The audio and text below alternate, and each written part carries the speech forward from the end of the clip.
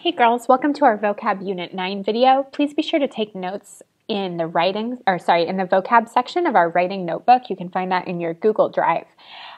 Alternately, you're welcome to watch the video and then go ahead and write a vocab story for me. All right, let's get started. Our first word today is auxiliary. That can be used either as an adjective or as a noun. As an adjective, it means giving assistance or support. So we act as auxiliary helpers to Sacred Heart when we give them donations. As a noun, an auxiliary means a helper or an aide. So somebody who works for the Red Cross or somebody who's an emergency medical technician, an EMT, is an auxiliary. Candid is our next word. It's an adjective. It means frank, sincere, impartial, or unposed. So it really means honest. You may have heard of a candid photograph. This is an example of one. Obviously, this little girl probably wouldn't be eating that entire donut in a single bite if she knew she was being photographed. So it's an honest photograph. Cubicle is our next word. You probably recognize this one. It's a noun meaning a small room or compartment. Your parents may work in a cubicle. Our next word is also a noun, drudgery. It means work that is hard and tiresome. So here's an example of drudgery, carrying buckets. You may view your homework as drudgery, though hopefully it's not quite that bad. Your next word is also a noun, envoy. It's a representative or messenger as of a government. So this man is a special envoy to the United Nations. Great. Our next word is escalate, which is a verb. It means to elevate or to increase in intensity. So just like an escalator takes you up, if you escalate something, you increase its intensity. Sometimes you may hear that an argument escalates, so it goes from something that's not that bad to something that is really bad.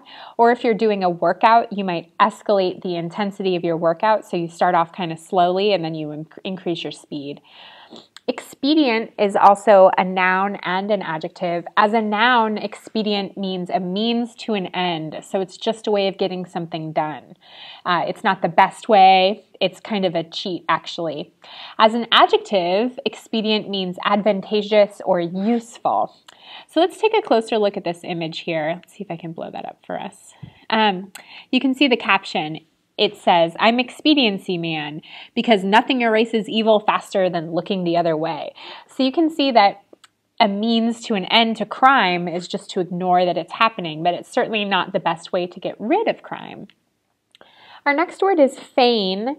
It's a verb and it means to pretend. So you can see this really sad image. This person is crying, but she's feigning happiness by putting a fake smile on her face.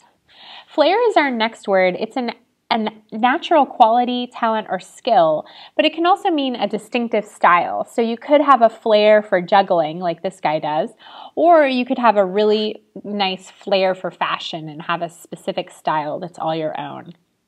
Grievous is our next word. It's an adjective. It means causing sorrow or pain. It means really serious. And you can see that that word starts with grief, right? Grieve. And so it tells you it's going to be about sadness, seriousness. Our next word is heterogeneous. It's an adjective. You might recognize this one from science. It means composed of different kinds or diverse. You know that first part of the word hetero means mixed, and then genius means made of. So the opposite of heterogeneous would be homogeneous, which is all the same. Horde is our next word. It's a noun. It means a vast number, as of people, a throng. So here we have a horde of people all waiting expectantly. You can imagine different events that might draw a horde. Channing Tatum, for example, being in public. Okay. Impel is our next word. It's a verb. It means to force or to drive forward. So this big kitty is impelling the other kitty to finish eating its food. Our next word is incredulous. It's an adjective. It means disbelieving or skeptical. And so you can think of it as kind of being like incredible, but you doubt it. That cred has to do with credibility. Inscribe is our next word. It's a verb. It means to write or engrave, and it can also mean to enter a name on a list. So here we have, it looks like a cup or a planter that's being inscribed with someone's name. Our next word is a monologue. It's a speech by one actor or a long talk by one person. The first part of this word is mono, and that means one, and log has to do with speech. So in plays, we have monologues where actors talk on stage by themselves. Also in talk shows, like for example, Jimmy Fallon's, he starts the show with a monologue, which is where he just talks directly to the audience in a speech. Our next word is prognosis. It's a noun, and it's a forecast of the probable course and outcome of a disease or a situation. So it's a prediction about what's going to happen. Here you have a doctor making a prognosis to his patient. It's kind of like a diagnosis, except for it's about the future instead of about what's happening right now. Rasping is a word that's both an adjective and a noun.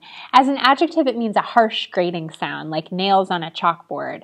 As a noun, it also means a harsh sound. So this man has a rasping throat. It looks like it's on fire. Repugnant is our next word. It's an adjective that means offensive, disagreeable, or distasteful. It's disgusting, right? So this man is smelling something that's absolutely repugnant. And our final word this week is scuttle. It's both a verb and a noun. As a verb, it means to sink a ship by cutting holes in it, or to get rid of something in a decisive way, to run hastily. So it's just to hurry up and get rid of something. As a noun, it means a pail. So you may remember in The Little Mermaid that the seagull's name was Scuttle because he's always in a hurry. He's always getting rid of things. And then we also have a pail to help you remember scuttle. All right, you guys, that's Vocab Unit 9. I look forward to seeing your notes or your vocab stories in class next time. Thanks, girls.